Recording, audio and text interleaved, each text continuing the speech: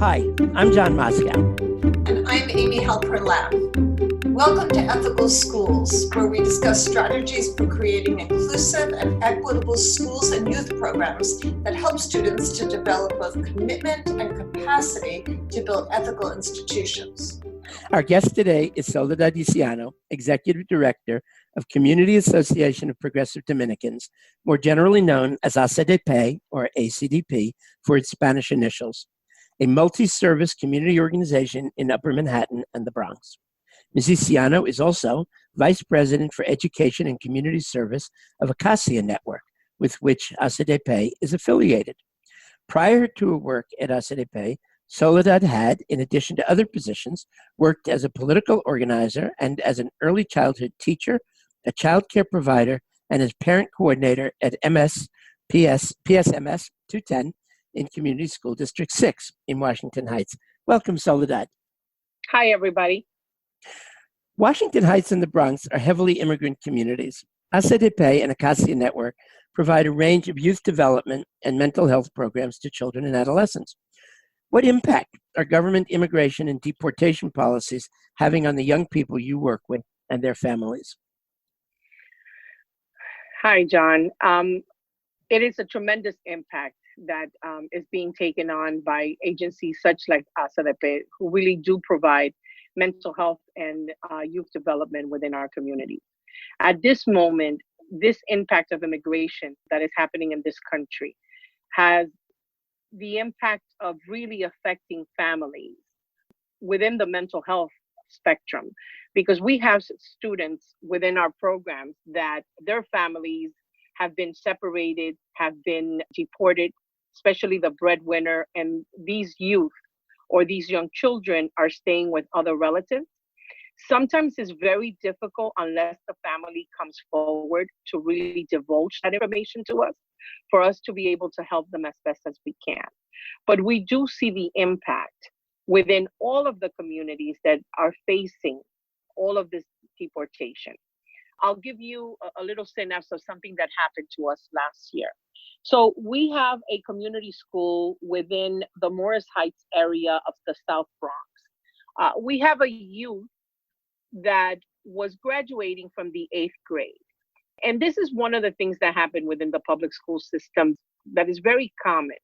The majority of our youth that are English language learners are well behaved, don't show any symptoms of having any academic problems other than the difficulty with language. They maintain themselves under the radar because there's very little problems other than their learning and their learning pace. So this particular child was graduating from the 8th grade. 8th grade within that community has a graduation in one of the universities in the community, and they are asked to contribute to their cap and gown, and there is prom. There are all kinds of festivities that happen. This child went under the radar, did not bring any money for his cap and gown, and he decided that he was not able to go to the graduation. No one really knew what was happening with this child because no parent came forth. The child never spoke about it. So the child showed up the day of graduation with his shorts and his flip-flops. He came to school and he was placed in a 7th grade classroom. When the teacher started to investigate and ask him that why wasn't he going to graduation, he started to explain to the teacher that he did not pay for the cap and gown because he did not have any money. And he was not able to go because he did not have clothing also to wear. The teacher decided to speak to the guidance counselor, where the guidance counselor kind of pulled him to the side and had a more intense conversation with the child. When they finished their conversation, what was disclosed was that this particular child, who at this moment is 12 years old, his mother and father were deported 2 months ago, where they were dragged out of their home. He had to maintain himself with the grandparent that was the one that was in the home legally. The grandfather, a week ago, had heart surgery. So he was at home in recovery. And the child felt that he couldn't ask a grandfather, or no one was going to come to his graduation. This story is common to us. Of course, needless to say, we took on that task. We took him home. We got him dressed. We bought him pants. We got him a tie, and we got him a cap and gown, and he was able to graduate. That some staff took him out to lunch as if he was his own, and we celebrated this child. That story that I'm telling you is more common than what we want to know. This happens constantly within our communities.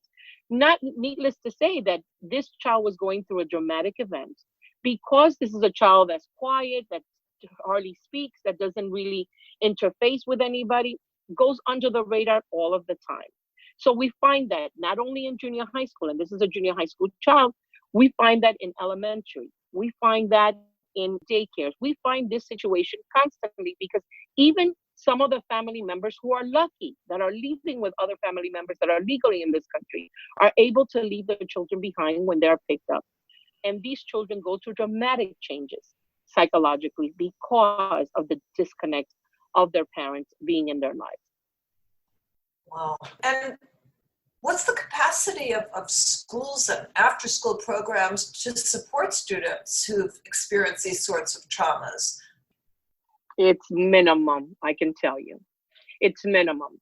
Because the system is set up for you to do a referral process. So if we don't know the problem, if we don't dig, if the professionals that are doing the services within these schools do not really dig about which are our children that might be going through this, we never find out what's going on in the home. First and foremost, because parents who are, moving from place to place because they're trying to hide their status will never come forth to speak to us for help.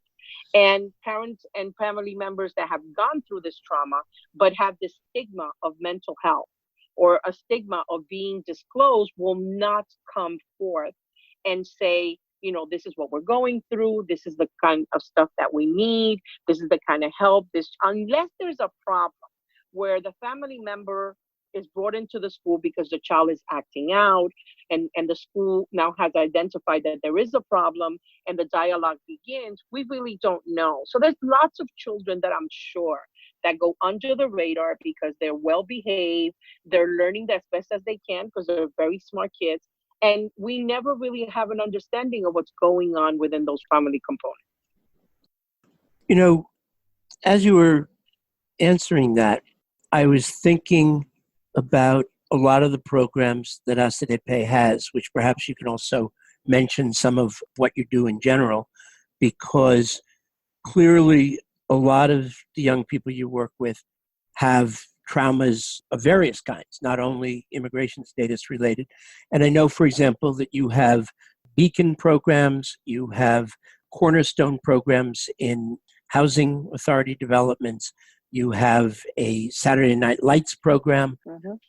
What are some of the things that you do, and how, just in the normal course of what you do, how does this help kids who may be experiencing trauma or who are just going through the normal issues of growing up? Well, let me explain to you a little bit about what ACDP with Acacia, what we do within the community. So you did mention some of our programs, and let me elaborate a little bit about our programming. So let's take the Beacons, for instance, which, this initiative began under the Dinkins administration, who was the mayor of New York City, because there were what we call latchkey kids that were in school and their parents were working and they were walking around with their keys because they had no place else to go. And at the time, lots of gang activity was happening and these kids were being recruited.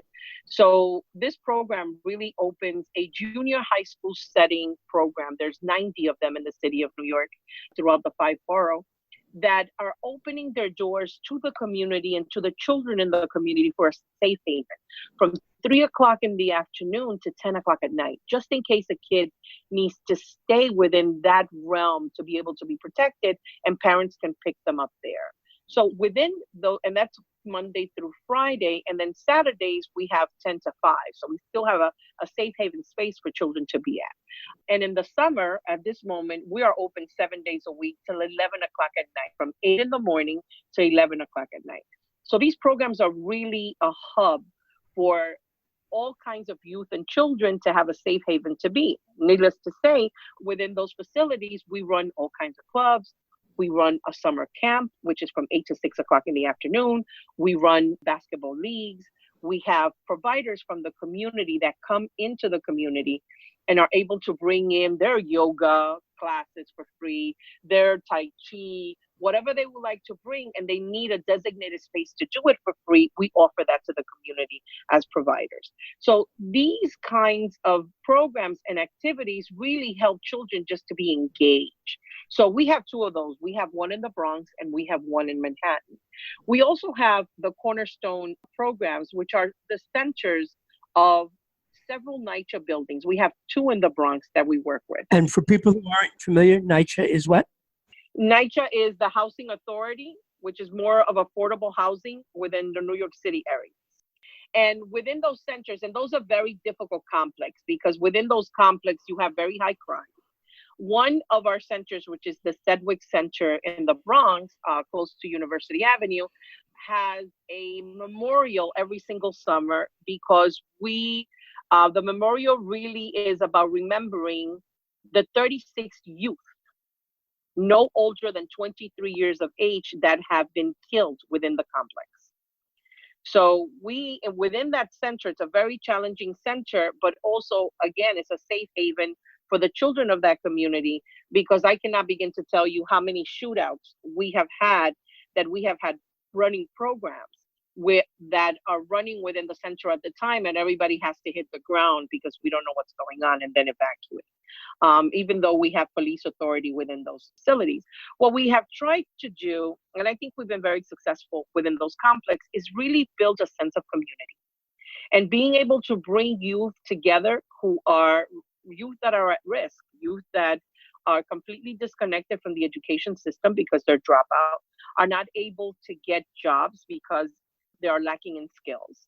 We bring them into the center and offer them the opportunity to grow on those skills. So we do, for example, resume building. We have interview building. We try to bring in providers and partnerships with providers that can offer them a suit so they can go onto an interview. We give them computer skills for them to be able to see what they can get, even within the community, to see if they can get a part-time job and start them there. And really try to get them out of that mentality that if I don't join this family that is called a gang, I'm not able to move forward. So we try to bring in then the parents of those kids to cooking classes, to Zumba classes, being able to give the community a different light. And as I stated before, in both of these complexes that we have in the Bronx, we honor the actual community members that have fallen, but at the same time, we also honor those who are with us and try to give them a more positive and enlightenment within their lives for them to choose a different pathway. So that's our cornerstones. We run also within the city many after-school programs, and after-school programs are more tutor, academic enhancement, activities of recreation, and activities of arts and craft or other different skills. We have a great reputation for having a fashion club that is second to none, where we've been highlighted in community newspapers because of the great work that we do. We have many different basketball leagues. So as you mentioned, the Saturday Night Lights, this program, we just concluded this program, but it was a program that opened our schools on Saturday to be open to kids to play basketball. And when I say play basketball, meaning we brought in different leagues with curriculums that would talk about discipline and honoring players and being able to play basketball the way it should be played, and having tournaments and other kinds of skills for that youth that is completely disconnected. So we were opening our schools and our programs just to do this from 5 o'clock in the afternoon on a Saturday till 11 o'clock at night. And then we will walk kids home with groups. So kids had an opportunity to be able to have a place where if they wanted to play basketball, they can come to us instead of having to go to the corner park and get themselves in trouble because somebody else wanted the court. So those kind of programs that ACDP has are programs that, are really able, and our mission is really to give options to our youth and to develop them to have better skills and to develop them to make better choices. Because when you know better, you do better. And that is one of the things that is happening with our youth. They are not knowledgeable enough to be able to make the right decisions because what is being modeled to them is not correct. And they have no idea that it's not until we give them those options. Wow. According to UCLA's Civil Rights Project, New York State has the most segregated education system in the country, with New York City being a big part of the problem. What's been your experience of segregation in the schools and its impact on students? 100%. That statement is 100% correct. And I have to be honest with you, I'm really proud of the mayor's administration and the chancellor that he selected for the Department of Education, because he's trying to make an impact on this particular subject. You know, we don't want to talk about segregation. We don't want to look at it. We think it's non-existing. But when you look at big picture and you see that community of color, their school systems are failing their students. They are the ones that have the highest level of dropouts in high school. They are the ones that have the highest level of truancy when it comes to junior high school. When you see that the highest level of learning disabilities as per the Department of Education, and these children continue with their IEPs throughout their entire life, including high school, then you see that the resources are completely different. Then there are other communities within the city of New York where you have all kinds, where children get, you know, the best education that you can possibly buy. The best teachers comes into those schools, and those schools are able to flourish. So we ask ourselves, what is the situation? What is the problem? The biggest problem here, I think, is you have selections of communities that have segregated their schools.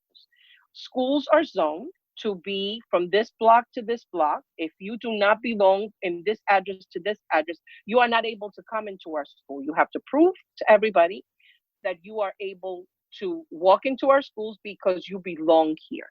So you have schools even within District 6 where the schools, you know, are very segregated because the population that they're dealing with is not the population of the community, it's just the population of some. And then those schools receive many different other resources than other schools because either parents fundraise. There's a different dynamic that goes on. So when you look at the high school population, that you say to yourself, well, how can it be that the high school population, when there's a selection for high schools, and there's so many of them in New York City, and you are able to select whatever high schools you want. They give you this tremendous document, and there's this lottery where you can select the schools that you want, and there's 12 that you select.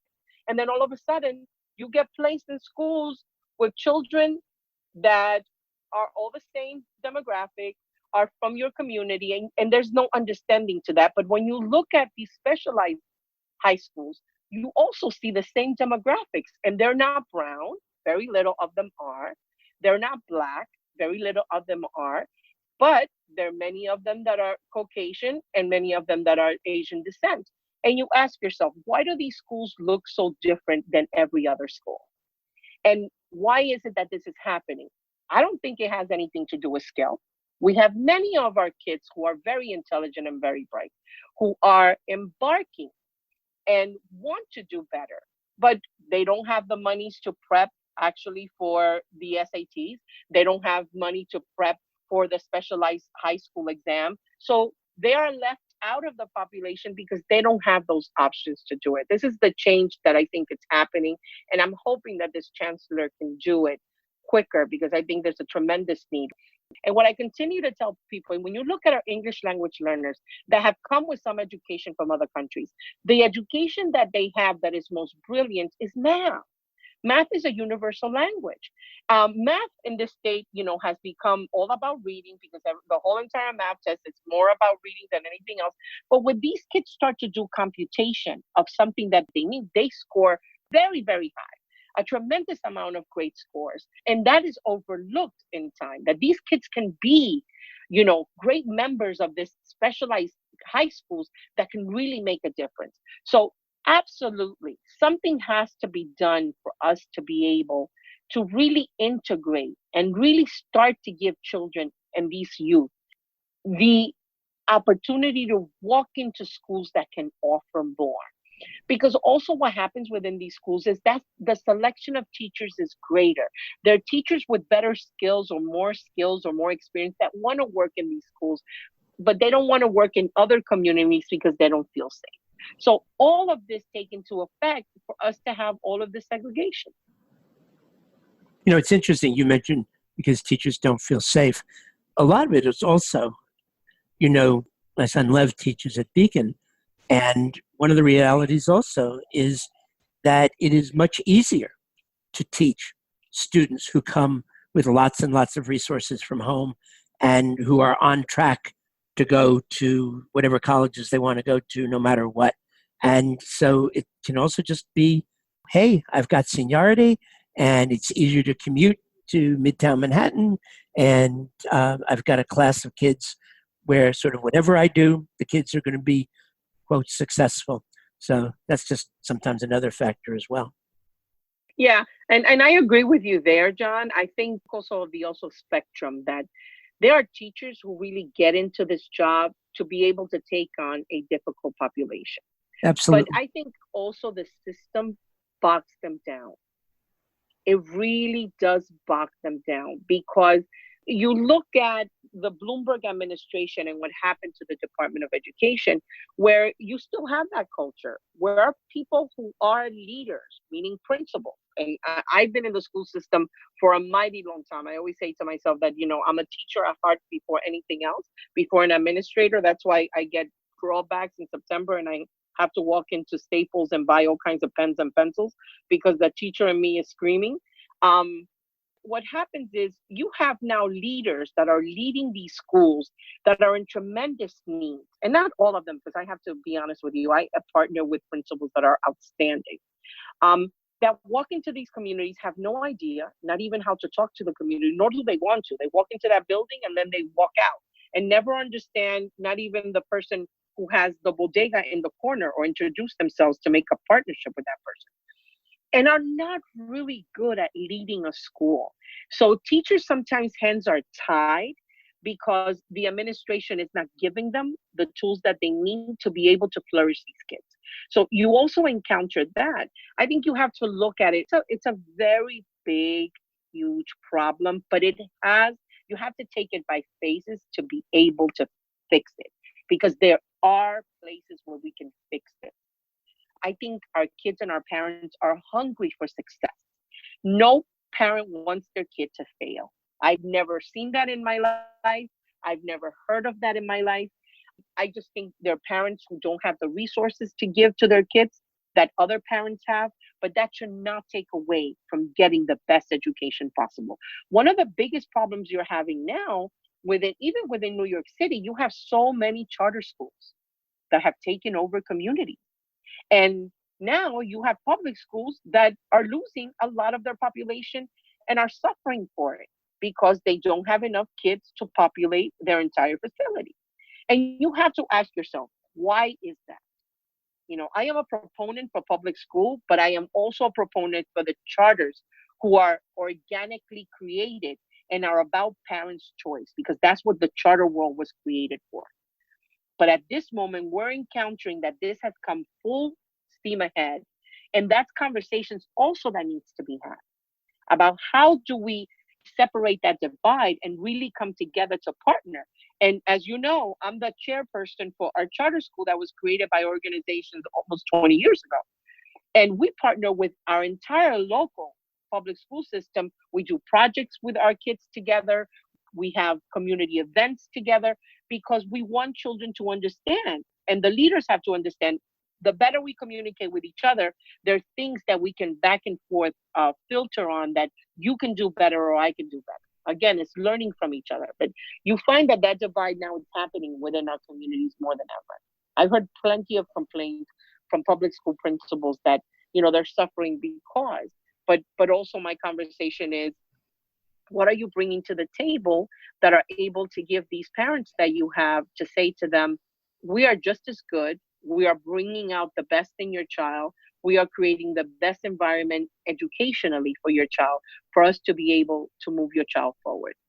You know, those are conversations that really need to happen. Isn't that rare though? Collaboration between district schools and charters? Absolutely is rare. It's rare because we've bought into the rhetoric that we are supposed to be separate. You are the enemy. We are not the enemy. You are. But I have to also say that is because there's some of us within charter networks that has not been doing their job organically to be able to fulfill partners, but it's about territory and taking over communities. That's not what the charter world was created for. It was created to give parents a choice. I want this school or I want that school because of the segregation that has been happening within our communities. Parents did not feel, I do not want to send my child to the corner school because I'm zoned to that school, because I've seen the results of that school and that school has nothing to offer my kid. This is why I want to select a charter school. Not that you have placement, because it's all a lottery, right? But I think that that's why it has been. But yeah, you're absolutely right. There is very lack of partnership, even within buildings, because you know that the charter world now have taken on public school buildings. Even within those public school buildings, which I have programs in many of them, and I partner with both schools. And sometimes I'm criticized for it. But even within those realms, those people don't talk. And when they talk, the animosity in the room could be cut with a knife. And there's no need. You're servicing this community. You're servicing the same families in this community. You have to come to the table and have conversations. If we work together, there's a better product that we can come up with for the better of our community and the better of our schools. So our teachers can feel that they are all making a difference. It's not that they don't want to, it's that we bought into the minutia of the conversation, which has no space when it comes to teaching. I always tell people we have 10 months, and it's not even 10 months. It's less than that for us to make a difference into a child's life and be able to grow that child to the next level. That's pressing. You have to feel that heartbeat all the time as a teacher in a classroom. And sometimes they do, sometimes they don't. And again, if we partner better, we are able to bring in better programming. But you're absolutely right. It is a very rare thing. But we try to do the best that we can. When ACDP walks into a school to put a program, we let everybody know that this is a team effort and we're here to help everybody. We also bring in mental health components within our schools, that we're able to refer them to a clinic, and our clinics deal with children, deal with adults, deal with medication management. We do grouping therapy. We do parent and child therapy, and we're able to bring in those things within our schools. We haven't spoken about language. In 2016-17, which I think is the most recent year for which we have data, there were about 160,000 students in New York City schools who were officially classified as English learners. So English is not their first language, and they're not proficient in English. How well are the schools meeting the needs of these English learners? I think there's some schools that really do a great job because their bilingual department, as they call it, for lack of a better word, have great professionals that have really come up with great strategies to be able to help those children move them forward. Also, the way that they identify them as not only as English language learners, but what skills do these children have that we're able to flourish. So there's some principles that really look at that. And then there's some schools that really have no clue. And when you find that I am an English language learner, I came to this country and I was 8 years old, did not know one single word of English. I came here in 1973. There was no bilingual education program. I remember coming into a monolingual class with a monolingual teacher that actually assigned me a Puerto Rican friend because she was the only one who was able to say to the teacher, I would say to her, I need to go to the bathroom, and she would translate for me. Of course, needless to say, I learned English in the Express in 3 years. I was completely immersed, but I also had a very caring teacher that kind of partnered me with other teachers that knew my language and was able to help me with the language. Not having any curriculum or any premise for the conversation when it came to direction of the Department of Education, she, because she was so caring, really decided that this is what she was going to do for me. And she wanted me to flourish. And I did. You have those all the time, even now with having curriculums and being able to really help these children move forward. But you always have, and this is what happens within the classroom, you always have these walls that come close. So there are provisions for the English language exam and also the math exam from the state of New York that the ELs have to take without even knowing language. And they're given extended amount of time, but they also have to take these exams. And these exams are counted towards whatever the statistics they come within their portfolio. I think that it's a give and take. I think we have communities that do this very, very well. We have communities that have no clue because their people are not invested into English language learners within the community, that they're able to go outside of the community and find resources, really have conversations with parents to see what the skills are for the students, because they don't have that interaction. And as I said, I'm supposed to do this from 8 to 3. I walk into this building and then I walk out at 3, and then I'll do it again tomorrow. And that's the disconnect within communities, for you to really have an understanding of where these English language learners are coming from and how we can best help them. When we know their culture, I think we're able to help them a little bit better. Mayor de Blasio introduced universal pre-K for 4-year-olds several years ago, and is now rolling out 3K for all for 3-year-olds. One of the biggest criticisms of these programs is the huge salary difference between Department of Education classroom teachers and those teaching in community-based organizations. How has this affected your early childhood programs? And I understand you were just saying earlier, before we started talking, that there may be some big changes coming in terms of the salary differentials. Can you talk about that a little bit? Absolutely. So we received last week great news from the mayor's office, because at this point, just to give you a little bit of background information, all of the daycares within the 5 boroughs of New York City were mandated by New York City's ACS. And forgive me while I don't have the acronym. Agency for Children's Services. Yes, thank you so much, John. Exactly. They were the ones who were the regulators, and they were the ones who were mandating all early childhood daycare Head Start programs of the entire city. So given that they have had many challenges with their other portfolio, which is really protecting children, I think the mayor made a decision to bring those programs onto the Department of Education. So the Department of Education now is mandating birth all the way to high school, the education of these children from beginning to high school. And now what they have done is they have put out there an RFP that agencies like ours, like Promesa and Acacia, are able to go for these contracts of the entire city and are able to go for them and be able to bring in those services within our communities. Again, but under the premise of being funded by the Department of Education. So our biggest concern as we received this RFP was... An RFP is what? Request for proposal. The request for proposals, the request for proposals for these centers and for these programs, they come together, and we had conversations about the pricing that we were putting in within these proposals were really not adequate. And then we were shy to say, as a provider, is we cannot ask you for more money than what you're giving the Department of Education, even though when we really calculate it, because remember, these requests for proposals run for 5 years. When you get the contract, if it's $100, you get the contract for $100 for 5 years. Sometimes they give you an allocation increase if they see fit, but it's not guaranteed. And if they don't have any money, you probably even have to close the contract.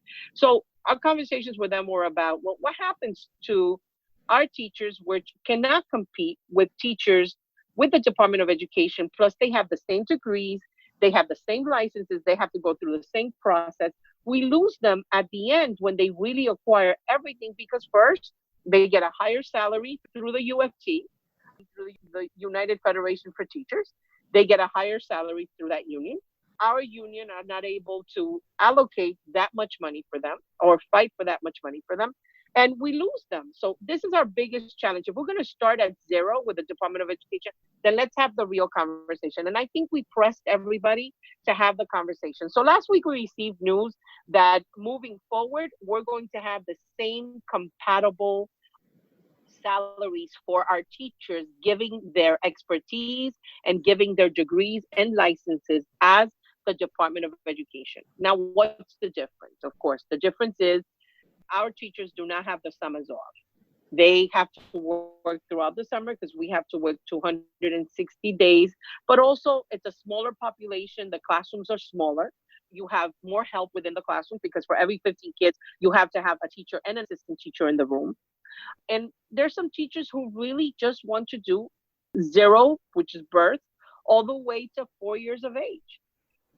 They really just want to work with that population. So that's the population that we try to attract doing so, giving the negotiations of this mayor to be able to do that and be able to sustain them within our organizations and really offer them a way of life that they can really, be able to make a difference for their families, which we have not been able to propose that to them because we don't have the funding. So that city-funded youth programs in New York compete for resources through applications to the Department of Youth and Community Development, DYCD.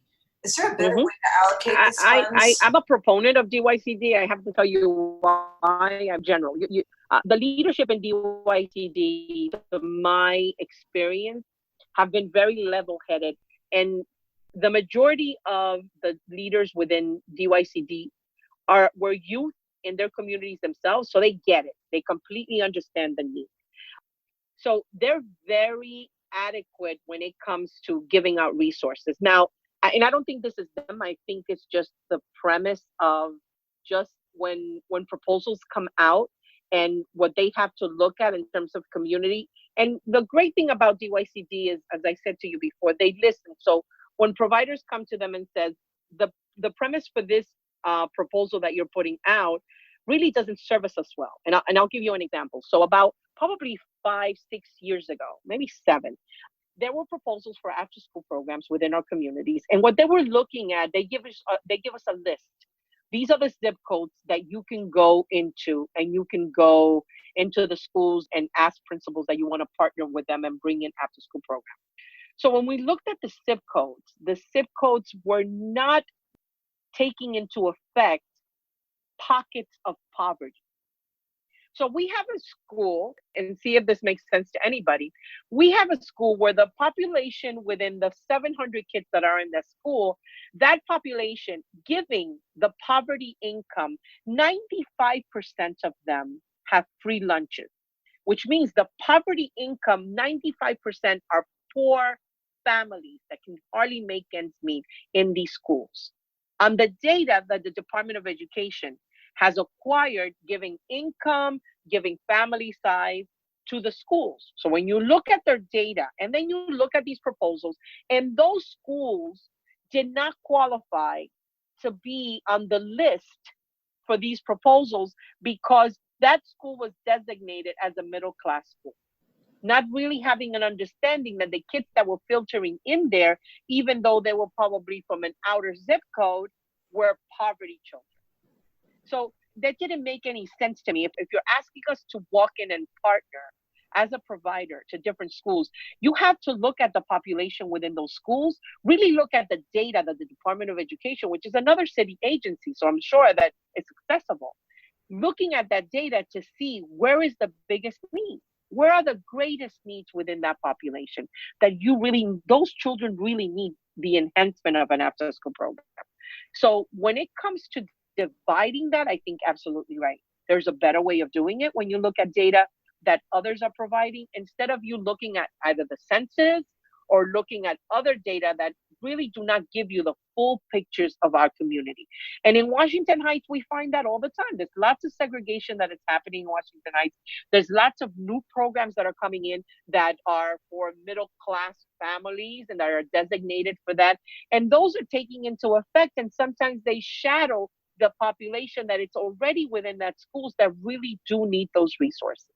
So I think in conversations with DYCD, I think now they really get it and they understand. Within the past, as I said, 5 years, I really have seen their RFP come out that's a little bit more comprehensive to what we're looking at on the ground in terms of being providers in the community.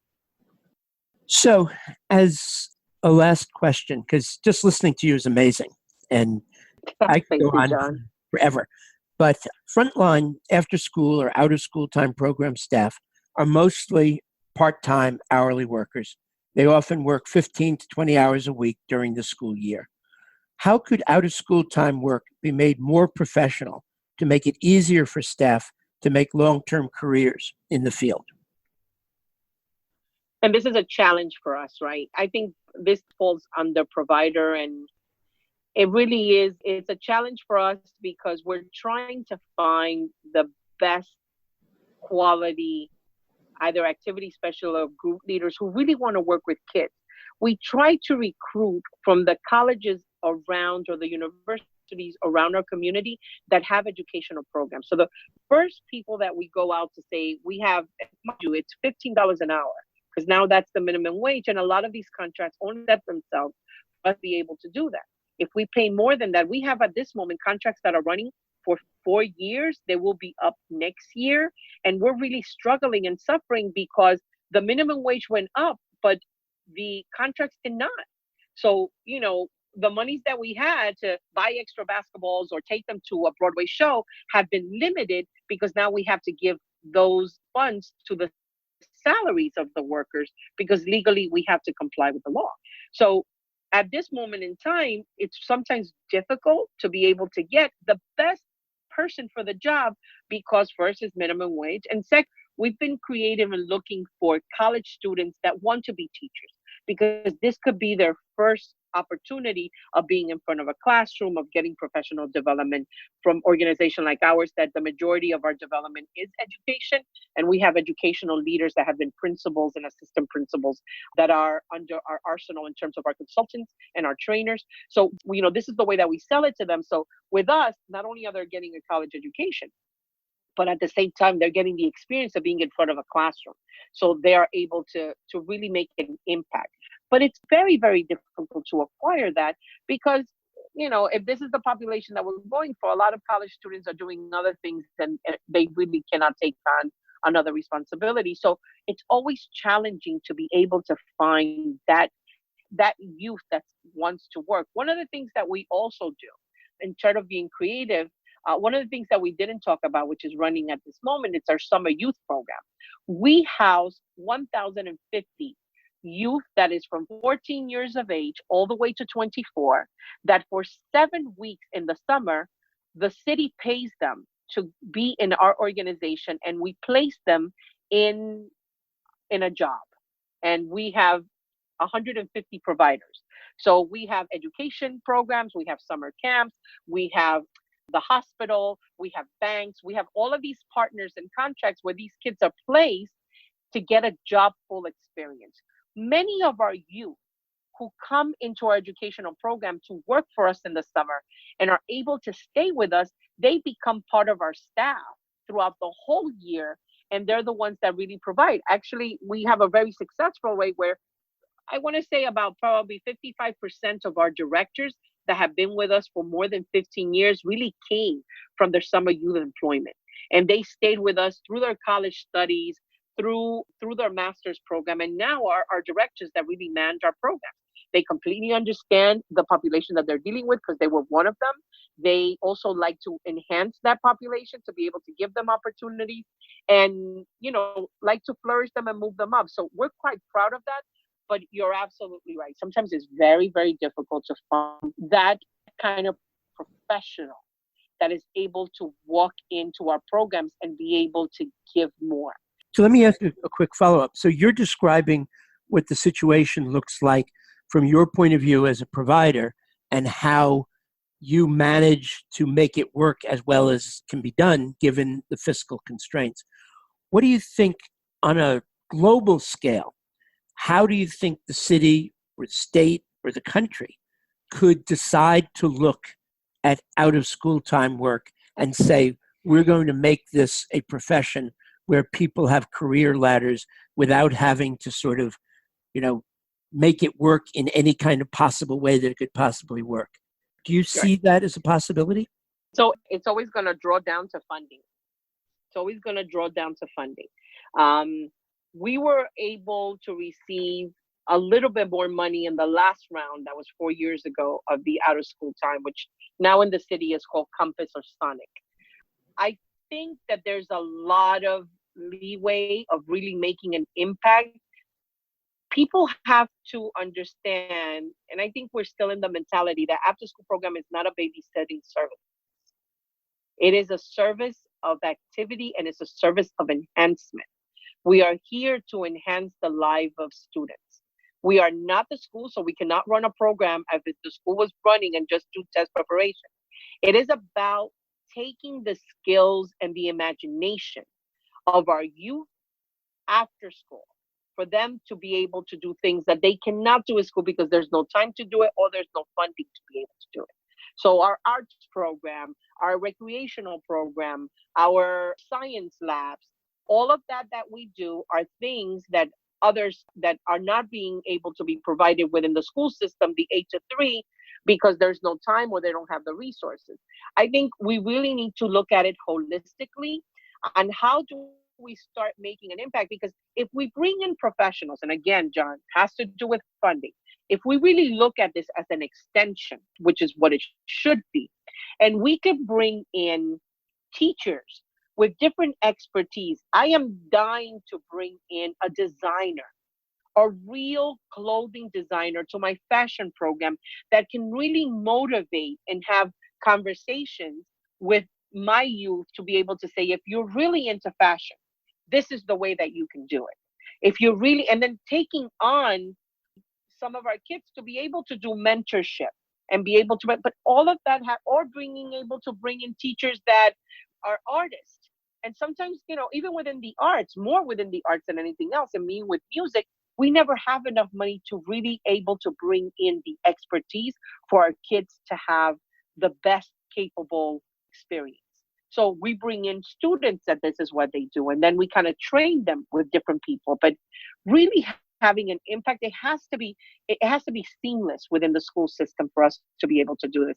For everybody to buy in, principal, the agencies, and say, this is the amount of money, this is the qualifications that you need to bring in of these people. And DYCP has done some of that, but still we can do better. I'm not sure how others are doing it in other states, but I know in New York City, they gave us a little bit more money and they are asking questions. What are the professionals that you're really bringing in? Because I think this was part of the discussion at the beginning, but we're not there yet. I think the whole out of school time and concept has to be one of unity and seamlessness when it comes to school, not a separate program that we bring in 3 to 6 and that it's that organization that's babysitting those kids and we have nothing to do with it. It has to be a partnership even within the Department of Education, not just as a contract, but also meaningful conversation. That makes a lot of sense. So does the fact that the Acacia Network is an intergenerational organization give you some advantages? Absolutely.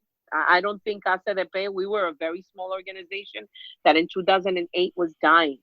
We came hours of closing our doors because we were not able to sustain the economic impact that happened in 2008.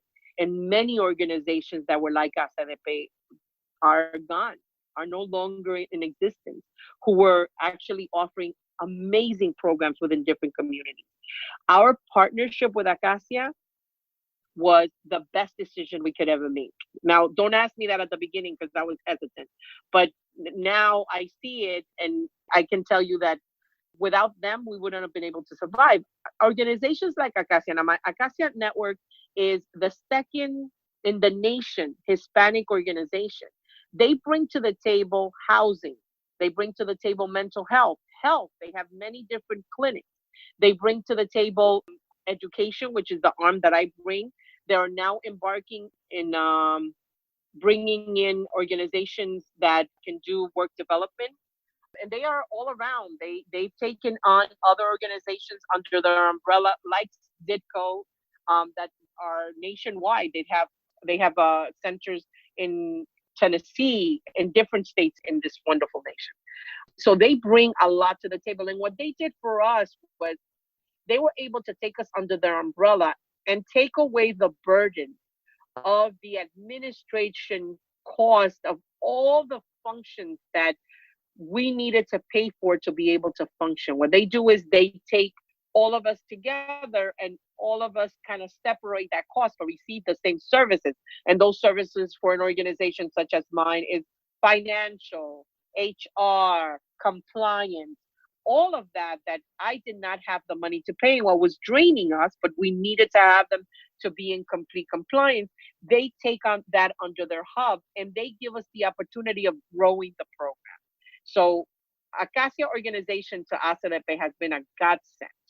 And it really took us 3 years of conversation to come to that conclusion. But at the end of the day, it's all about the numbers. And when the numbers are not there, you really have to have a conversation about how do we continue to survive, to be able to bring in, to be able to continue to give the services to this community. And organizations like Acacia know how to respect the community and be able to keep those resources and those organizations.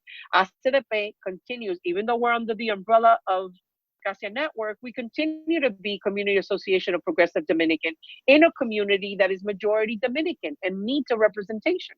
So we continue to be that for them. And they have always applauded that and have supported that. Any organization that we walk in, they don't want us to change our image of who we are. They just want to enhance us. And I think that has been the biggest blessing for us as coming into the Acacia Network. This has just been fascinating. Is there anything else our listeners should know about what makes your organization so impactful in your community? I'll talk in general in terms of community-based organizations. I go away to conventions in the summer where we kind of all come together from everywhere in the state. And the challenges that we're encountering now are bigger than ever. Our immigration population is suffering. We heard this weekend of all the stuff that was happening, but it's also been a godsend. And let me explain a little bit about why it's been a godsend. We've never come together as close as we are now. We are protecting each other. I was very proud because I have a nephew this weekend that on Instagram, who is not political. He has a sense of community, but services, as much as he can, but not 100%. And I was so proud to see an Instagram posting of him warning people that ISIS was in the mall and they were checking people's ID. And he kind of told everybody, please watch out. They're in this mall and be careful, everybody. And you see that all over. And for our organizations such as ACDP, what we've done is we started real dialogue about protecting our communities and our people. To be able to, fair is fair. We're not saying, if you can't be in this country and you're not here legally, that we should keep you no matter what. What we're saying is we need due process. We're asking for due process. Everybody wants to be in this country legally. The immigration community is a community that works hard, that wants to contribute, wants to be a part of something.